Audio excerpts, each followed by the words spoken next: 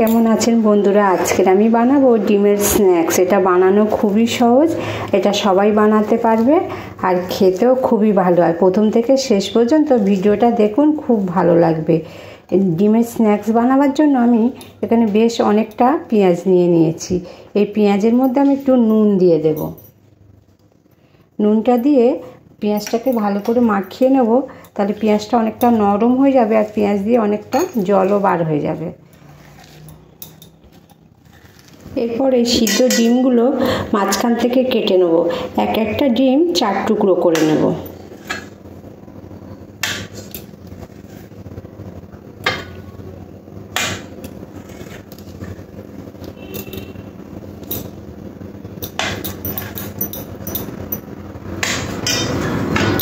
সব কটা ডিম খুব সুন্দর করে কেটে নিয়েছি।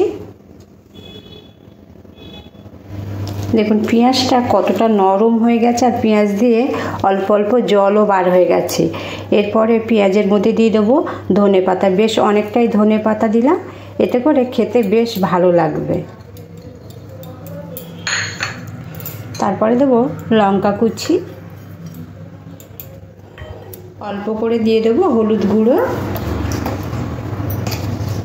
একটু ঝাল ঝাল করে বানাবো, একটু লঙ্কার গুঁড়ো দিয়ে দেবো। সামান্য একটু নুন দিয়েছি, নুনটা একটু বুঝে দিতে হবে, কেন পেঁয়াজের সময় তখন নুন দিয়েছিলাম। এরপরে দিয়ে দেবো একটু চালের গুঁড়ো, অল্প একটু দিলাম, আর দেবো বেসন। এবার সমস্ত কিছু খুব ভালো করে মাখিয়ে নেব। আগে থেকে জল দিতে যাবে না, যে পেঁয়াজের যে জলটা আছে এই জলের মধ্যে মাখানো হয়ে যাবে।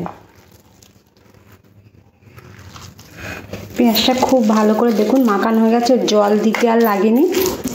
দেখুন খুব সুন্দর করে মাখিয়ে নিয়েছি। হাতে একটু তেল লাগিয়ে নিলাম। এবারে ডিমগুলো সব সুন্দর করে বানিয়ে নেব। পেঁয়াজটা নিয়ে নিলাম, নিয়ে এইভাবে একটা করে ডিম নিয়ে নেব, নিয়ে এইভাবে মুড়ে নেব।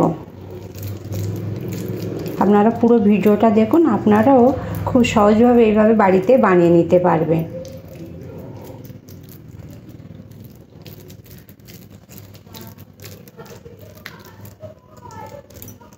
দেখুন একটা বানানো হয়ে গেছে।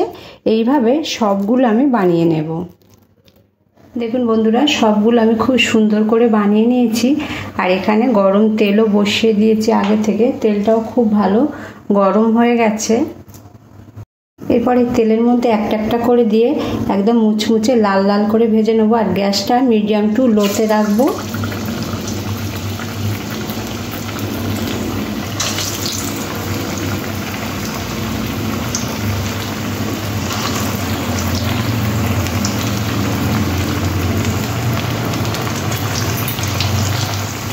কম আঁচে খুব সুন্দর করে লাল লাল করে ভেজে নিয়েছি।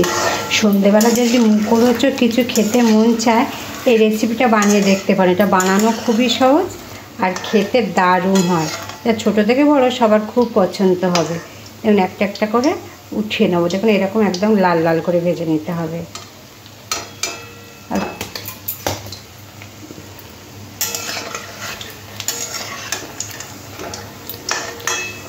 এরকম লাল লাল করে ভেজে নিতে হবে। এবার সবগুলো উঠিয়ে নেব। আর পুরো ভিডিওটা দেখার জন্য আপনাদের অসংখ্য ধন্যবাদ।